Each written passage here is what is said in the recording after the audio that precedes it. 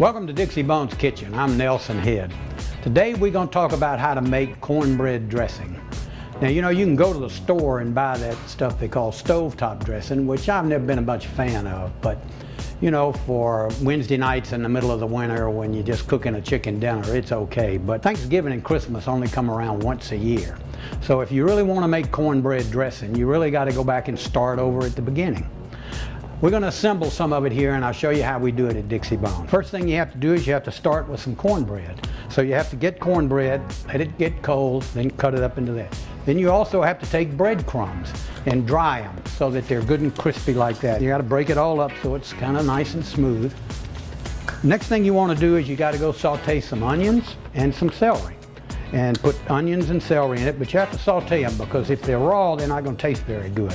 They're going to come out real crunchy.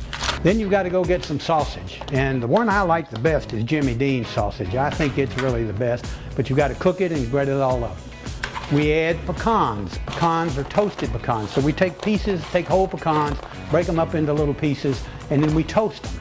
And you toast them for just a few minutes in a warm oven, and it makes them crispy. Now what we like to add to ours is our apples. So we get apples and peel them and chop them up. So you put apples in there. And some spices and herbs. We do things with sage and salt and pepper and things like that. So you put the spices in there. And next to last, you take the eggs, beat them up a little bit, not much, just beat them up a little bit, put the eggs in there. And then melt some butter, pour some butter on it. So I've added the butter. And the next thing you have to add is some good homemade turkey stock. Now the way you make homemade turkey stock is you take the bones and the parts of the turkeys and sometimes turkey wings and things you can buy extra. You put it in a pot, you put some vegetables in there with it, and you simmer it for a couple of hours. You do all of that, and then you finally have all of the proper ingredients in order to make the dressing.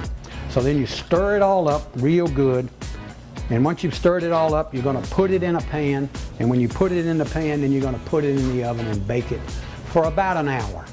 Now, one of the things you have to be real careful with dressing like this is it will spoil. You've got raw eggs in here, so you have to make sure that if you're going to hold it, you hold it either frozen or in a refrigerator for no more than a day. And after that, then you can cook it. And then again, once you've cooked it, it's going to spoil if you don't do it. So after a day or two, you need to get rid of it. Now, you can make all of this at home for your Thanksgiving dinner, which I suggest you not do, since we do it here at Dixie Bones and do all of this work and all of this prep work for you. So give us a call or give us an email and let us know if there's anything we can do to help you for Thanksgiving. Thank you very much.